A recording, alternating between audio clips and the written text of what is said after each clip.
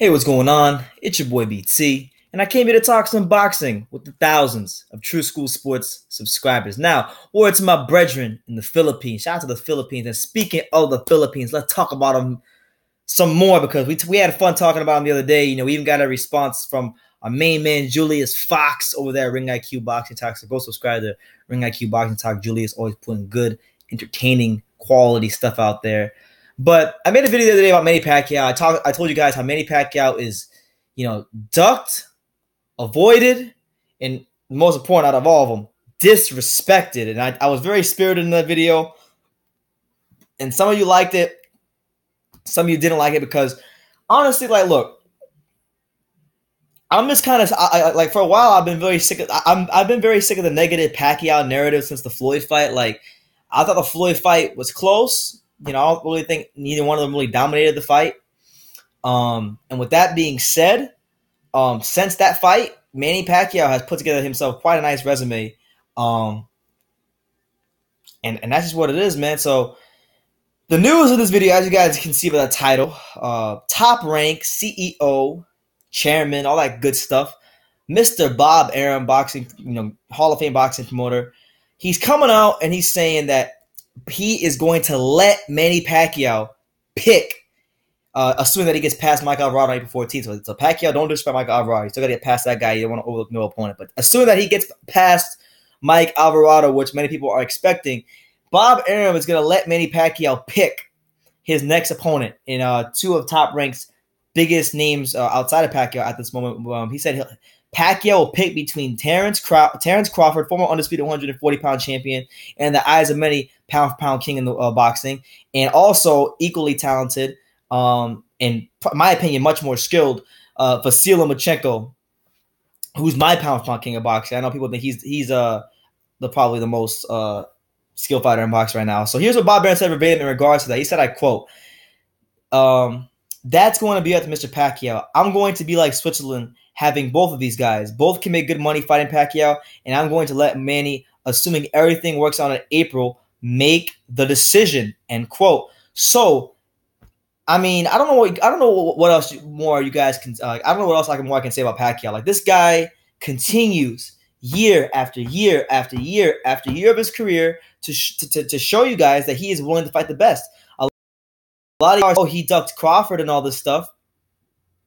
And Bob Arum is telling you guys that he's going to let Pacquiao pick between the two. So, if I'm Manny Pacquiao, it really depends on what Manny wants. If he want, and this is my perspective and my perspective only. If Manny Pacquiao wants the better, and this is just purely my opinion, the better win on Manny Pacquiao's resume isn't Terrence Crawford. The better win to have on his resume at 40 years old will be Vasyl Lomachenko, because no disrespect to Terrence Crawford, any one of us who's been watching boxing who's in the know knows that Terrence Crawford has made a living. And I know you guys will say the same thing about Lomachenko, but Terrence Crawford has made a name off of beating up on smaller guys.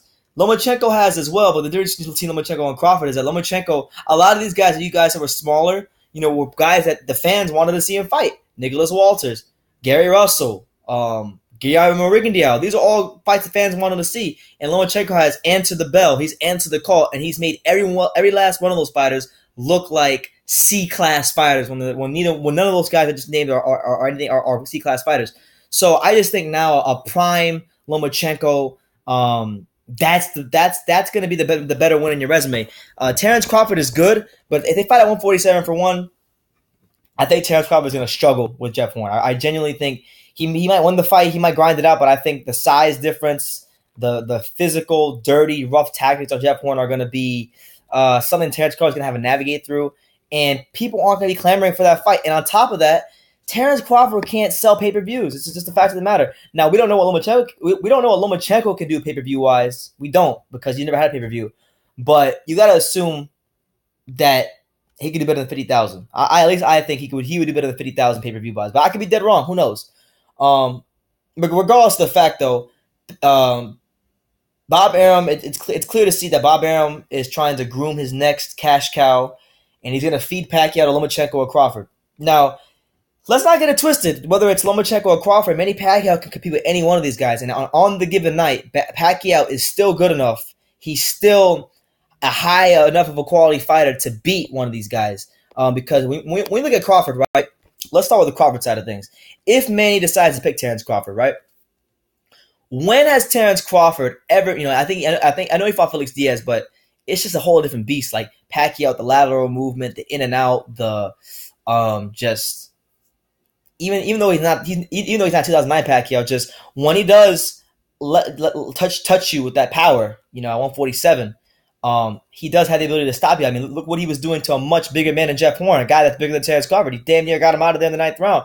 And we've seen Terrence Crawford get hurt by the likes of Gamboa, okay? So if the likes of Yukiyoris Gamboa, who was fighting on a year layoff, who came up to another weight class, hurt Terrence Crawford, what the hell do you guys think Manny Pacquiao would do to him? I know that boxing is not always that simple, but if Pacquiao touches him with that left hand, or Pacquiao, hits him with a punch he doesn't see, because Pacquiao a lot of times hits you with punches you don't see, and Terrence Crawford really hasn't seen anything like that. He's used to fighting guys like Julius Ndongo, who swing really wide, who he can just sharpshoot all night. But it's a different story with Pacquiao.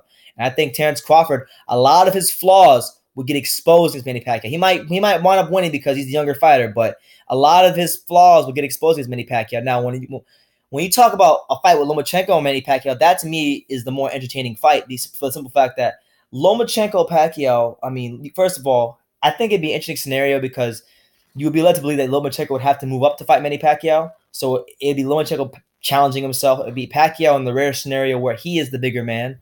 And it would be Pacquiao challenging what many deem to be the most skilled fighter in all of boxing. And not just one of the most skilled fighters in all of boxing right now, but some people, that are experts, that have been following the sport, that have been training fighters for years, like a guy like Teddy Atlas.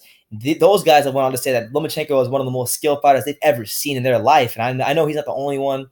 I did an interview with Orlando Cuellar, who you guys may remember, who trained most notably Glenn Johnson and Antonio Tarver. And he also was trained Ricardo Cordoba.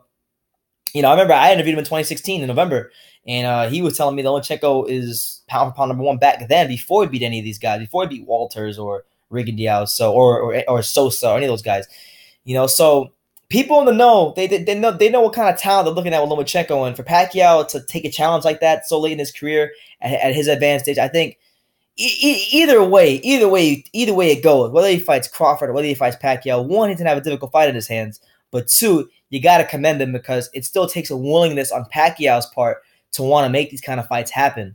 And that's why I love him. That's why I think and that's why it pisses me off when a guy who's challenged himself so much, when a guy who, even based on, like I was saying in my last Pacquiao video, a guy who based on recent history has shown, in his last 3 fights, he's still willing to fight top opposition. He's still willing to fight, some of the more notable, some of the notable names in the welterweight division, and he just doesn't get the credit he deserves, man. And there's nothing really to prove he's going to the Hall of Fame, but it's unfortunate that people can't look at Pacquiao through the proper context because their minds are clouded by the media and what they say about Mayweather and the ridiculous Jeff Horn decision, and that's really unfortunate because you're missing out on what's truly a special fighter who's showing at his advanced age that. Not only does he have the willingness to compete with a lot of these guys, but beat them soundly he has, and beat them soundly he may continue to do if he picks one of these guys. We'll see, man. But either way, it's a big fight for boxing. I'm a big Terrence Crawford fan. Even though I've been kind of I'm not gonna lie, I've been getting a little frustrated with the Terrence Crawford hype because I just feel like he should do more. He has more to prove, and I feel like 147 is going to be that proving ground for him, starting with the Jeff Horn fight. And I feel like until he begins to prove himself 147, you can't hype him up as much people have been hyping him up. I still think he's the 3rd best fighter in the world behind Golovkin and Lomachenko. But I mean, it is what it is. Everybody has their opinions, pound for pound, less so subjective. But the fact of the matter is, his best win on his entire resume is either Victor Postol or Felix Diaz. And when you compare that to the likes of what Lomachenko has done and it's not just who he's beaten, but it's the fashion that he's doing it in. And much the same to Golovkin. It's who he's beaten and the fashion he's doing it in and the dominance he's shown in the middleweight division. And I think people are getting a little too caught up with what Terrence Crawford been doing at 135. He snatches a little trinket here, he snatches a little trinket there, becomes undisputed at 140 when it's a very weak weight class. He has yet to beat, and this is the fact of the matter, he has yet to beat a B-level fighter who's naturally strong at his own size. Like Victor Postle's was his size, but Victor Postle's wasn't a naturally strong, fighter at the weight. He drains the hell out of himself to go to 140. So it is what it is, man. Postal was a good win. I don't want to take that away from him, but I'm just saying, like, the wins he does have on his resume, there's still room for improvement, room for growth on that resume for Crawford. You see what I'm saying? But for any of you guys talking shit about Pacquiao, for one, he never ducked Crawford. Like I told you guys, he never ducked Crawford. It was Crawford who priced himself out. It was Bob Arum who also came out and said in 2016 that him and his matchmakers at that time weren't comfortable enough putting him in there with Pacquiao at the time because they thought Pacquiao beat him. So clearly his matchmakers have to feel that Crawford has grown somewhat enough to beat Pacquiao, which is why they're going to give Pacquiao the option of picking his next fight. And then I remember when I interviewed Michael Kantz, I think he said that, they try to make the Broner fight happen.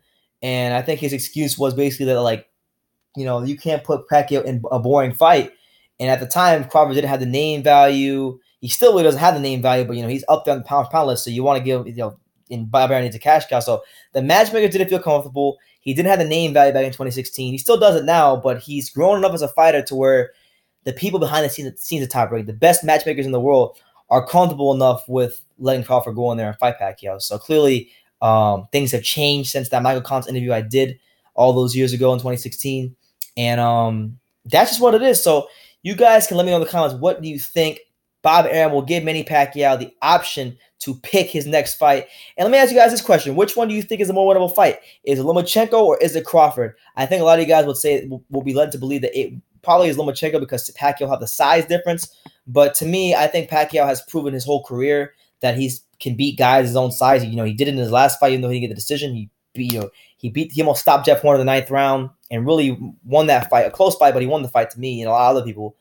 And aside from that, I think Terence Crawford he hasn't fought a whole lot of guys who had the lateral movement of Pacquiao.